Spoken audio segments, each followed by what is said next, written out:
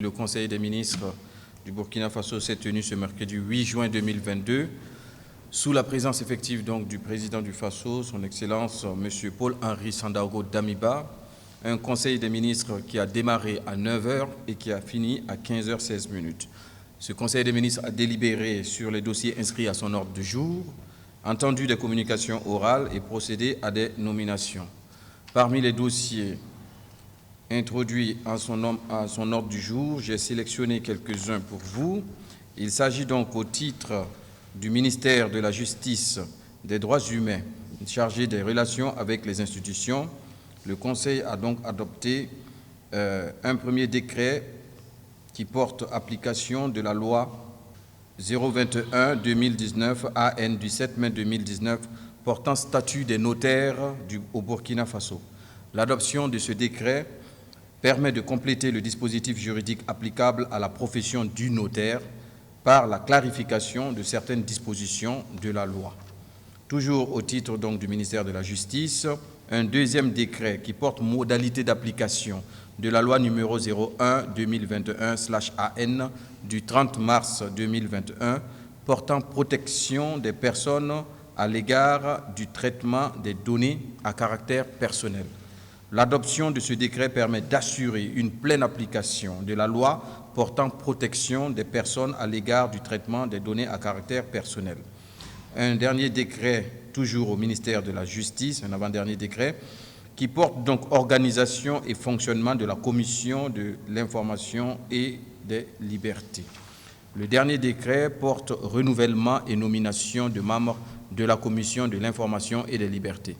L'adoption de ce décret permet le renouvellement du mandat d'un membre et la nomination d'un autre de la Commission de l'information et des libertés, conformément donc à la loi numéro 001/2021/AN du 30 mars 2021 portant protection des personnes à l'égard du traitement des données à caractère personnel. Au titre du ministère de l'Économie, des Finances et de la Prospective, le Conseil a adopté un premier rapport qui est relatif à une ordonnance portant autorisation de ratification de l'accord de prêt conclu le 17/12/2021 à Ouagadougou entre le Burkina Faso et la Banque africaine de développement pour le financement du programme intégré de développement et d'adaptation au changement climatique dans le bassin du Niger.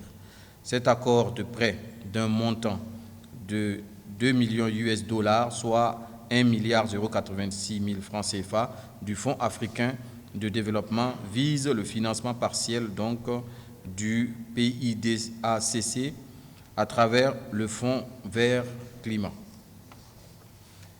Un autre rapport, toujours au ministère de l'Économie, relatif à un décret portant adoption d'un guide donc de conduite d'études prospectives.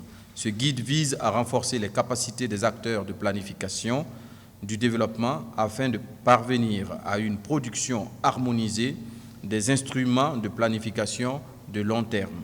L'adoption de ce décret permet de disposer d'un document en vue d'encadrer l'élaboration des études prospectives de long terme au Burkina Faso. Un dernier rapport, toujours au ministère de l'Économie, il s'agit donc d'un décret portant autorisation de perception de recettes à titre de prestations liées à la délivrance des visas d'entrée et de permis de séjour du Burkina Faso et de la publicité sur la plateforme e-Visa Burkina. Donc le e-Visa Burkina est une plateforme électronique qui permet la délivrance du visa autorisant l'entrée au Burkina Faso pour tout étranger qui en fait la demande en ligne. Le système offre également la possibilité d'effectuer le règlement des frais des prestations sollicitées partout où l'on se trouverait dans le monde à travers une passerelle de paiement. L'adoption donc de ce décret permet une sécurisation des ressources collectées à travers la plateforme e-Visa Burkina au profit du budget de l'État, conformément à la loi organique numéro 073/2015 CNT du 6 novembre 2015 relative aux lois de financement.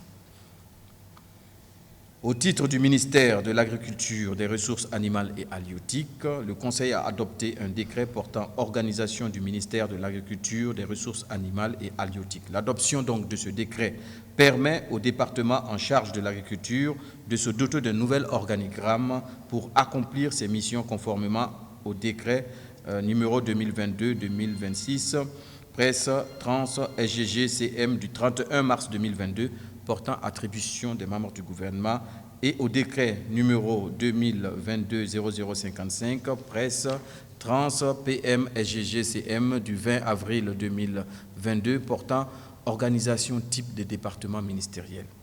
Au titre du ministère de l'Éducation nationale, de l'alphabétisation et de la promotion des langues nationales, le Conseil a adopté un décret portant organisation du ministère de l'Éducation nationale, de l'alphabétisation et de la promotion des langues nationales. L'adoption de ce décret permet également à ce ministère de l'Éducation nationale et de l'alphabétisation et de la promotion des langues nationales d'assurer efficacement ses missions conformément aux dispositions donc, du décret du 31 mars 2022 portant attribution des membres du gouvernement et du décret du 20 avril 2022 portant organisation type des départements ministériels. Plusieurs communications orales ont également fait l'objet au cours de ce Conseil de ministres. Une information importante, il s'agit du cas de Perquois. Perquois, ce matin, un autre corps a été retrouvé, portant donc à 7 corps retrouvés. Aujourd'hui, les recherches se poursuivent pour retrouver donc le 8e corps manquant à l'appel jusqu'aujourd'hui.